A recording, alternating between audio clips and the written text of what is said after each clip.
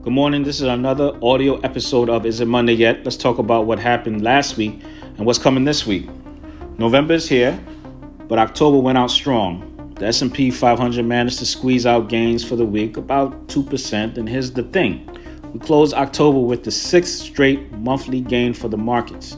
That's the longest winning streak since early 2024, so about almost 2 years.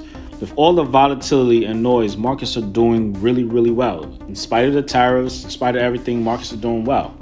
The cause, big tech came through when it mattered most. Amazon and Apple reported on Thursday and basically rescued the week. Amazon crushed it with earnings that beat by over 25%.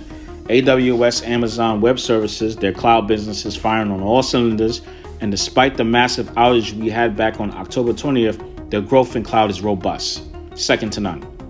5 of the Magnificent 7 companies reported last week: Microsoft, Meta, Alphabet, Apple, and Amazon. Out of those, the market loved 3 and hated 1. So take a guess which one the market hated. Meta. Meta got absolutely destroyed, down 11% on Thursday. Why?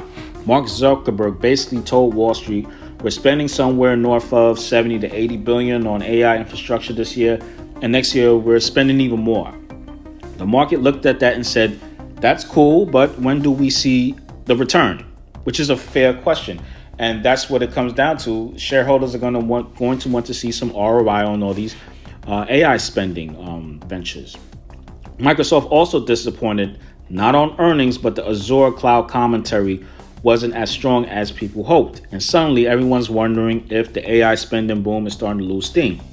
Then came along Alphabet. Alphabet, on the other hand, reported Tuesday night, and the stock absolutely ripped. Google Cloud margins are expanding, their ad business is solid, and they raised their full year CapEx guidance to over $90 billion. The market rewarded the share price in after hours. So here's the big picture. Here's what I want you guys to understand. And this is important. All 5 of these companies are spending money like it's going out of style on cloud services. We're talking combined capex of about $300 billion for the year. The last time I checked, the last number I checked was $300 billion. That's more than most countries' GDP. Think about that. They're building data centers, buying chips from NVIDIA, securing power contracts years in advance. Amazon literally added almost 4 gigabytes of power capacity in the last year. This is an infrastructure arms race, plain and simple. 2026 is when all of this comes together, and I want to see how this all plays out. Now let's talk about Wednesday's other major event. The Fed cut rates 25 basis points as expected to 3.75%. That's the second cut this year. But here's where it got interesting. Jerome Powell came out and said, don't count on another cut in December. It's not a foregone conclusion. Far from it. With the government shutdown now past 30 days, the Fed is blind on economic data, no jobs report, no retail sales, nothing except private sector surveys. That, in my opinion, those private sector surveys are biased, but that's a commentary for another video.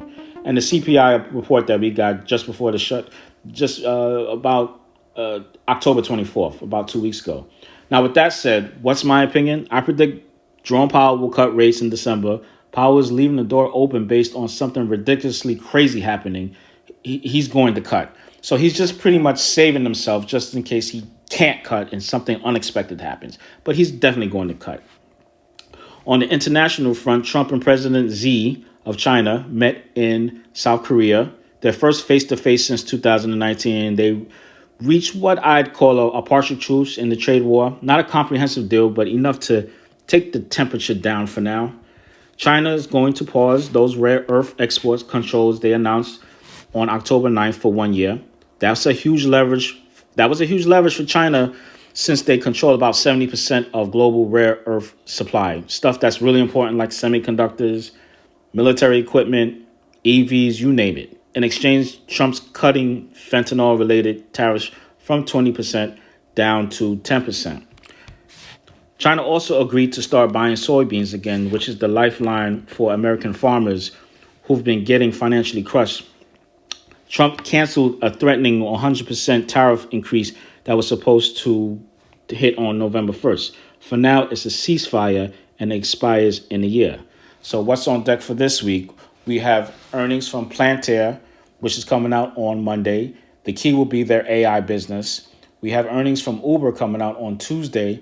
And the key will be to look at the discretionary spending of consumers, because right now in this economy, Uber is a luxury. It's a luxury right now, and a lot of people are cutting back on luxuries.